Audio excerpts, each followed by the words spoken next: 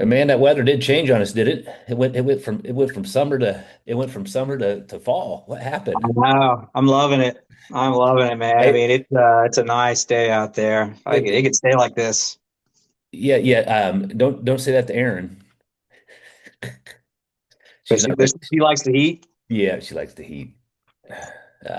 She's not ready for this cooler weather, but it's here. You see that all right? Yeah. Okay. Cool. So what I'm going to talk about today, and some of this is going to be you're like, yeah, it makes sense, and some of it's going to be like, huh, I didn't really think of it that way. But this is some of the neuro-linguistic programming Aaron and I have been exposed to, um, and we're going to bring, obviously we will continue to bring some of these tools and some of these modules I have in a mindset training I put together as well. So, obviously, as you guys, if you have some of the newer guys that are coming through are already working.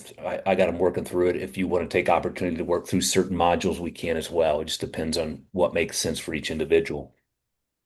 So, what we're going to talk about is really environmental components and your neurology, and then how some of these can impact kind of not only how you show up, but where you want to go, goal setting, your results, and it could be from health and wellness all the way across to business. So Hmm. it's not just one.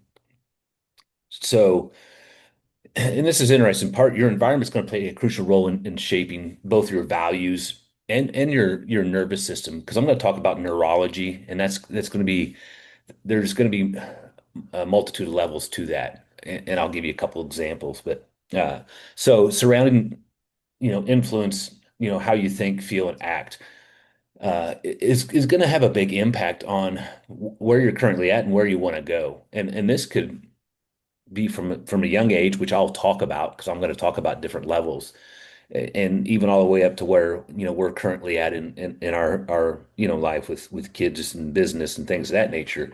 And this is why it's so it's sometimes crucial to understand the association or who you put yourself around because it can help you grow. So decision making is the result of your neurology. It's a conditioning, and we carry certain programs with they call them programs with us, but it kind of you can refer back to like a computer because that's how we work sometimes is maybe we have a bad virus or a bad program that we want to get rid of, and that it could be something that you were exposed to or you picked up from your environment as a child or experience you had. Um, so and sometimes we carry these and we don't even realize it until we start doing some evaluation or do some higher level program or coaching, and then you start exposing some of the thought processes. So it's not growth is not just about a goal; it's about the identity or transformation or who you need to become to actually achieve a specific goal. Because some of the times we have to grow as an individual and change as an individual a little bit to line up to what we need to accomplish as a goal. We may not have some of the skill set yet to accomplish that goal. And for us to obtain and master some of the skill set, well, what we're currently doing may not be conducive for us to accomplish that. So you got to think of it and kind of frame it in that format. So who you're becoming matters more than the finish line because it's the process. Because as we grow, we develop all these skills and skill sets and mindset that allows us to accelerate even faster in whatever format that looks like for you. So in the NLP training, what we do is we talk about identity over goals, but it's going to be a correlation because you identifying some of the goals you want to accomplish, and then go back to, are you the person that can accomplish that goal? Are you acting like that person who can accomplish that goal? So natural behavior is shaped by your neurology, creates the result. So what I'm talking about there is, are you showing up like the healthy, fit dad, right? So it really makes you think, okay, are my actions conducive for me to get from point A to point B, or do I need to change some of my actions or how I'm showing up? So identity can drive outcomes more than willpower. And this is where it comes like the habit modification. But before we go any further down the rabbit hole, it always goes back to like being very clear on where you want to go first, and then kind of reverse engineering it. Okay, what is that going to take? What skill sets do I need to develop? Who around me is doing the things I want to do? Now, can I, can I mimic what they're doing to have this similar outcome? Maybe. So those are just examples because sometimes, you've heard me talk about this motivation that we don't always have motivation. Now, if we have a certain behavior pattern that is going to allow us to do the stuff that we don't want to do, that's going to be, a good skill set to have. Um, and you can call it discipline or whatever. Um, Maybe it is, but sometimes we have to do the things and change some of the behavioral patterns to get from point A to point B. So training and condition reshapes your nervous system. What I'm talking about, that's not only physical. I'm talking about the whole component. Now, physical is a main foundation for us to address first because we want to have a physical component where our health is in a better position because it's going to roll over in how we respond, how we show up, how we act. What I'm saying there is, if there's a specific goal you want to accomplish, you want to have your health because it allows you to control some of your responses to stress, responses to long days, responses to things that are thrown at you, or the ability to focus for extended period of time. So the the ability to get your physical foundation first, and it's going to roll over into your mental and your capacity to perform as well. So growth is about becoming a better version of yourself. And what does that look like for you? And this is going to be, some of the stuff that if you evaluate personally, you will identify some of these components. Lessons not learned will repeat themselves. You've probably heard that. A lot of people have talked about that. What we want to really think about in this format is growth is going to require, excuse me, awareness. And then that awareness plus action is going to allow you to move forward. But I would say I always say feedback. You're going to hear me say feedback a lot because feedback is not a failure component. So we may feel like we failed at something. Well, maybe our skill set was just not good enough to be successful at it yet. So what do we need to work on, and what do we need to change? And that goes back to some of the identity component. What skill sets do we need to take on? Who do we need to be around to master some of those things? So that way, the next time we have to go do something that we want to accomplish, we have the capacity to do it. We have the skill set to do it. So every life stage imprints neurology, and we have that component, positive, negative. There is some components around that, and then confronting patterns can unlock freedom and growth. And I'll talk a little bit more about this here in this next slide. And this is where the and I talk about this a lot because obviously we have kids that have are going through these phases and or have been in these phases, and these are developmental stages. So 0 to 7 is the imprint period. Early environmental shapes unconscious patterns. This is where we, as young um, um, toddlers, babies, all the way up until we start getting kids into school, we're very impressionable, and we don't have the ability. We typically don't have the ability to not take some of these patterns on these unconscious patterns because we're mimicking and following and seeing and consuming different patterns, whether we like it or not, and those can be impactful.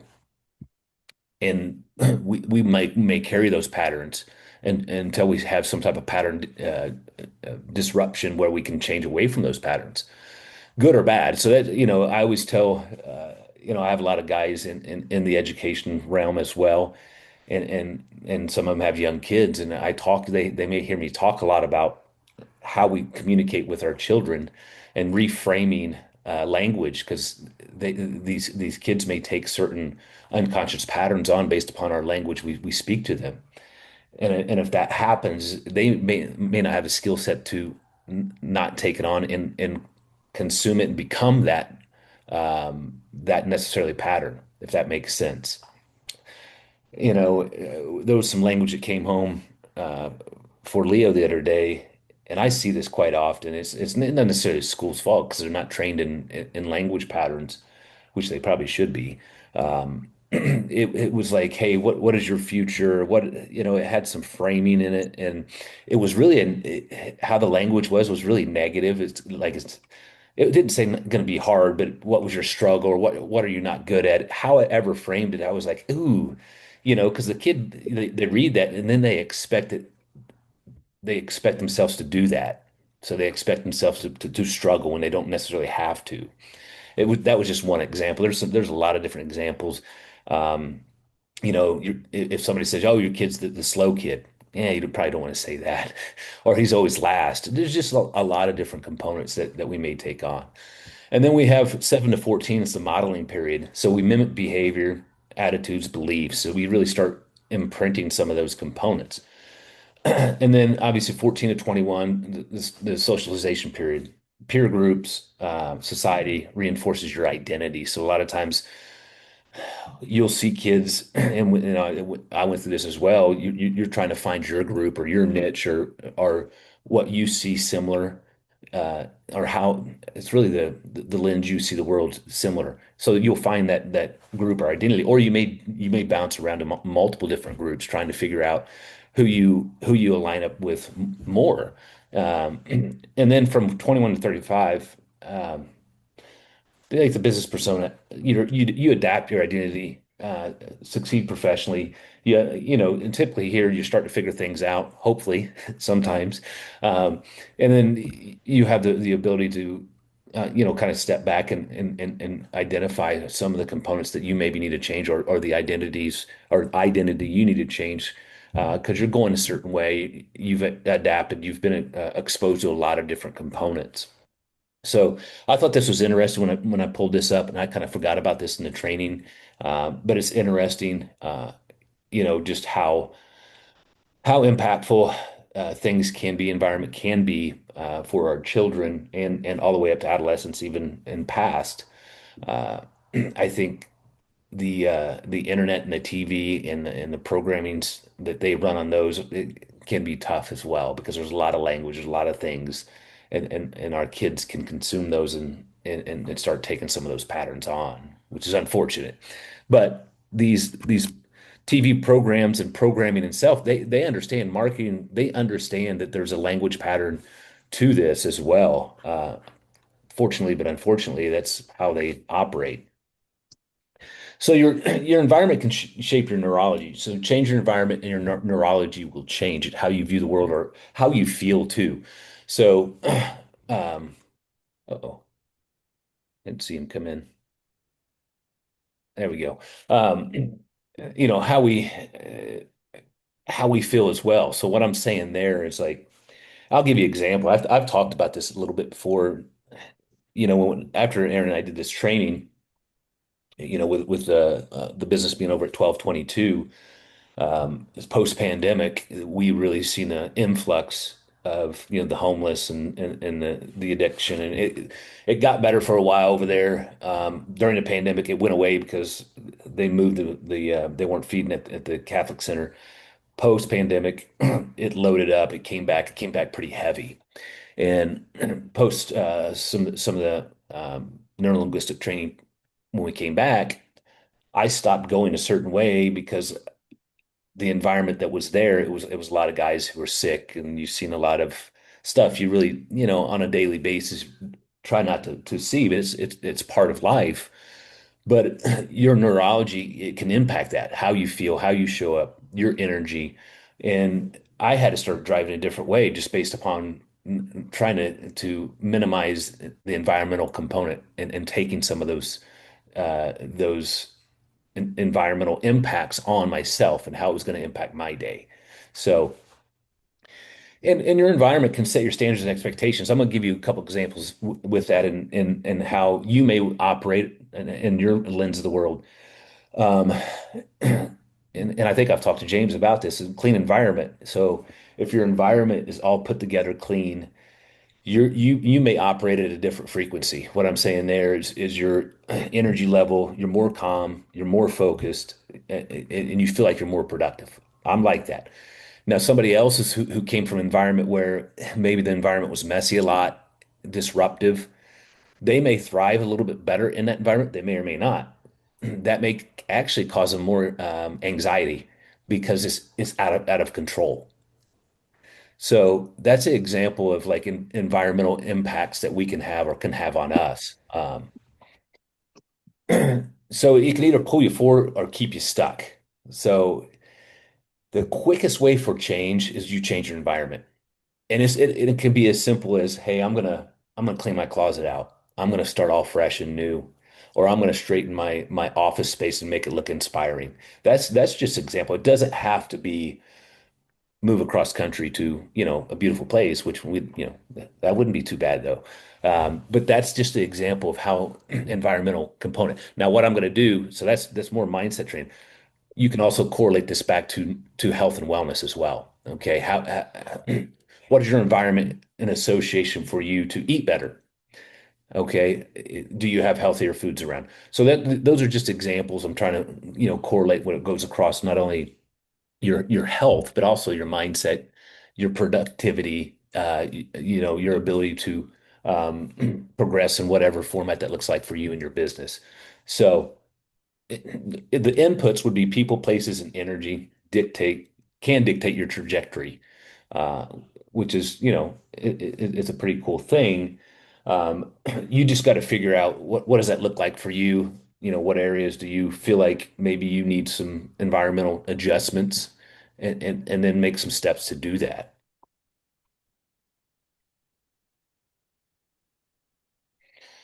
So there's ways, and I have some modules in here about training neurology. So obviously there's a physical aspect, builds resilience and confidence. That's your physical because it sets the foundation.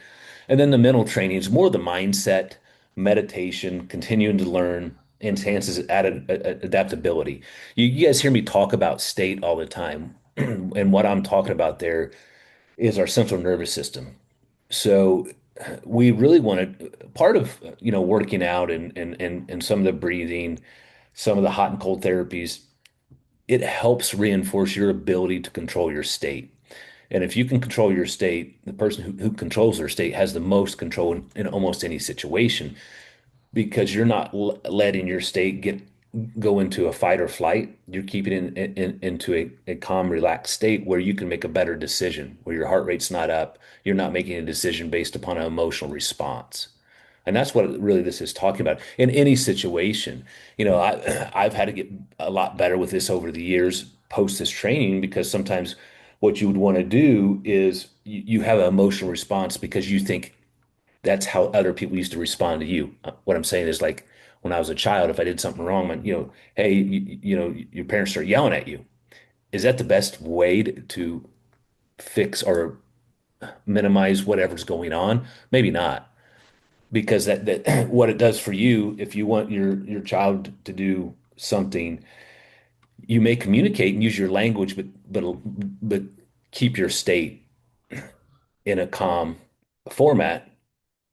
That way you have better control and you can think better in the communication pattern towards whoever it is. Because this could happen, obviously, in business, in a meeting, with a staff member. I get it. I've done it. But now with the training, it's really if you can pull yourself back, handle your stress response, and then you control your neurology, you're going to make a better decision. Natural behavior becomes amplified and potent. So if you can make and control those situations, it's a lot easier and use proper language in response. So here's some of the formulas. And again, if you want more specifics, I can kind of point you towards certain modules I have. Change your environment so you can upgrade it. That's the quickest way for you to change some of your identity. when they say, fake it until you make it, they're not necessarily wrong, but you still have to develop the skill sets and the relationships and things of that nature to progress yourself. But if you put yourself in an environment where everybody's a certain way or a certain level, I guarantee you're probably going to get up to that level or surpass it. That goes along with, hey, if I'm going to be, in the fitness space, I probably want to be healthy and show you guys, hey, you guys can do it this way. Again, it's just a way to look at it and say, okay, do I need to make some changes there? And then train your neurology, strengthen the body and mind. Again, a lot of you guys are doing all the strength training, fueling the body with better nutrients and stuff because that's the foundational component. Well, the central nervous system and the mindset is the other aspect of it. And again, being able to control your stress response, your breathing, is going to help in all facets and across all avenues.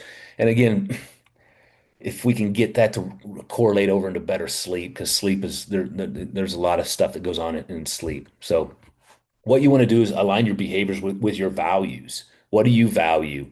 You know, Aaron and I value, you know, eating healthy and having healthier products around. So we spend more money on, some of the foods we consume and buy. That's going to be different for every person based upon what they want to accomplish in their behavior patterns. So you want that congruent. It wants to be in alignment with where you're going. And that's why I talked about in the beginning, hey, we got to figure out what direction you want to go, and then all this can compound and correlate on top of it. So become the person. Identity shift leads to results. So I'm going to be that healthy person. So what does a healthy person do? How they show up? What are they doing to stay healthy? What does that mean to you? You can write like, 5 to 10 things down. Am I doing those on a consistent basis? It's like a self-evaluation.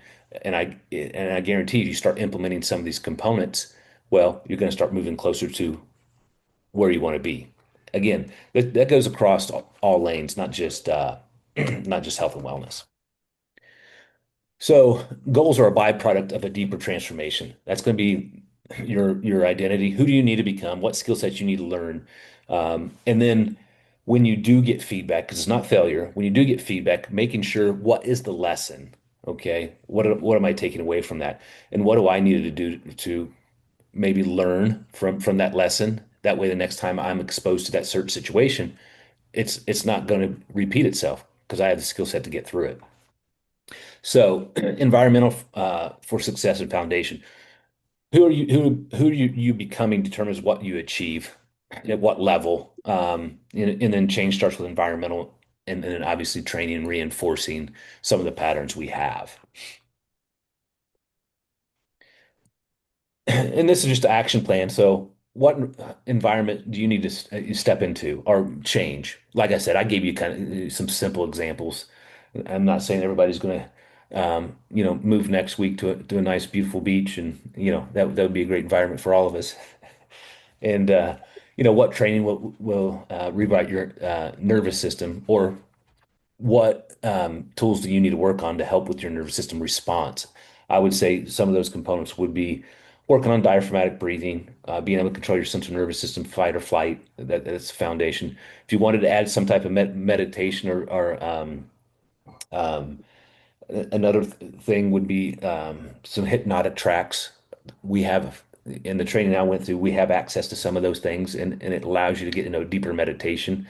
So there's there's an ability to get you really tap into your unconscious mind. It was kind of cool.